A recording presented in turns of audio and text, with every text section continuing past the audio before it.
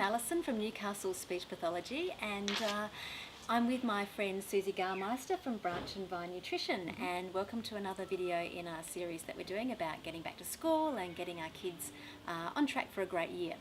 So we've had a chat previously about behaviour and food. We had a talk about lunch boxes, but right now I'd like to have a couple of minutes to chat about teenagers. We often put a lot of focus on what goes into small children's lunch boxes, but I find that, well, being a parent of teenagers myself, they're at that age where they're starting to do lots of things for themselves. And I don't seem to have that same level of control over what they're having for breakfast and what they're having for lunches. So Suzie, share some of your thoughts about how we can really support our teenagers into really good nutrition. Well, I have 3 teenagers, 3 teen boys, so we've got the opposite, 3 teen girls, 3 teen boys, and I know you and I have noticed that there are different eating habits, but teenagers as a whole, they start to be more independent, which is what we want. Unfortunately, with that independence often comes, let's do what's quick and easy and grab and go, and I'm not sure about so much with girls, but my boys are ravenous. They go through growth spurts and our grocery bill doubles, and I really am teaching them all the time about choosing what you eat will actually help with your cravings and your hunger and all the rest. So if you actually choose wisely, you won't need to keep coming back to the pantry every 5 minutes.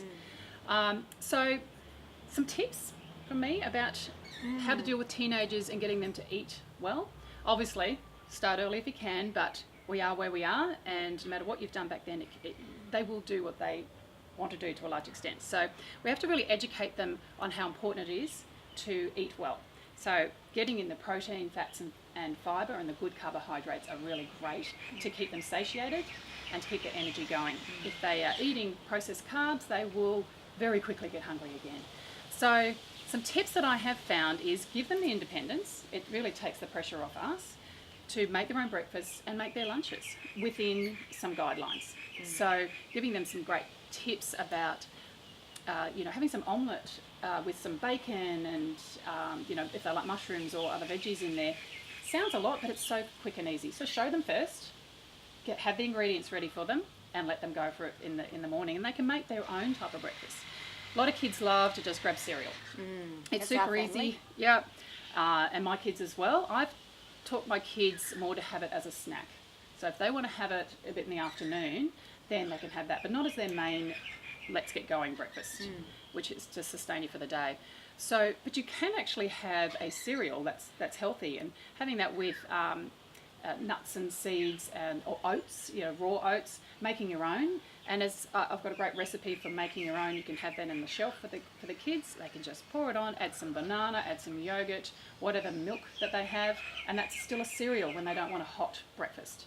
But there's some, other great egg-based or protein-based breakfast which will really get them going for the day. So I'd say have the ingredients, show them how to do it, and however many times that takes, do it for them initially. They'll get the taste through it and then say, super easy, this is what you need to do before you go.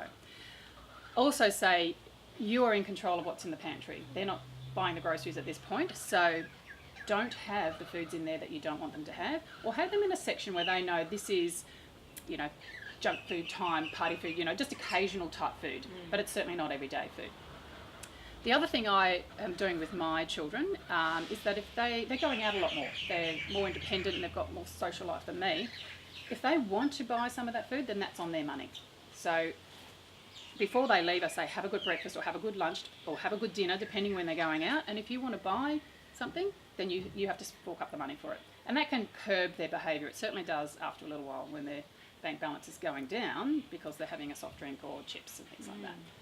Yeah, that's great. So what about lunches at school then? So these teenagers, we really want them to be focused and at their optimal functioning for their studies. How do we get them to have a good lunch at school and not just, go to the tuck shop and eat a meat pie or some garlic bread? Sure. So again, the money.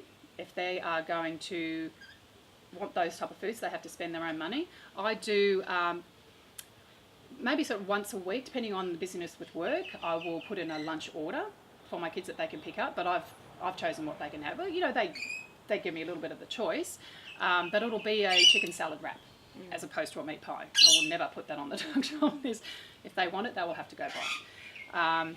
So there's that. There's also making extra of the meal the night before, so that it saves time and it's easy for them to do. You can actually heat that up really quickly in the morning and put it in a hot thermos for them to take to school. Much more filling for them to have, say, some leftover spaghetti bolognese than to go and buy some garlic bread or a white bread sandwich at the tuck shop. And it will save you money in the long run. So having that ready. Another good tip is baking up some quiche and chopping it into smaller pieces. Really easy to eat, again, either heat up and put it in the thermos, or it can be eaten cold. And that can be, a snack at morning tea time. I've found with my boys, they've gone through growth spurts where their lunchbox size has had to double, and then they're coming home with food. And I go, right, now I can peel it back. They've slowed down for a little while.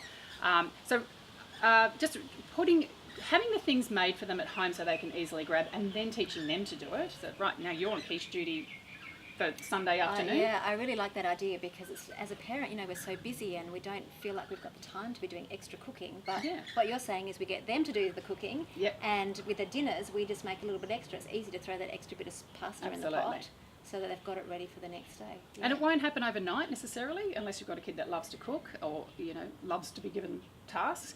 But if you start with it and then say, right, now your turn, you can do it on a roster basis, which is what I'm starting this year. Your turn for dinner, make extra. Your turn to make the muffins. I'll show them how to do it, and then you've got it for the week. And as you said before, if they've got the taste for it and they're wanting it, they're going to have the incentive to do it. Exactly, and they will feel better over time.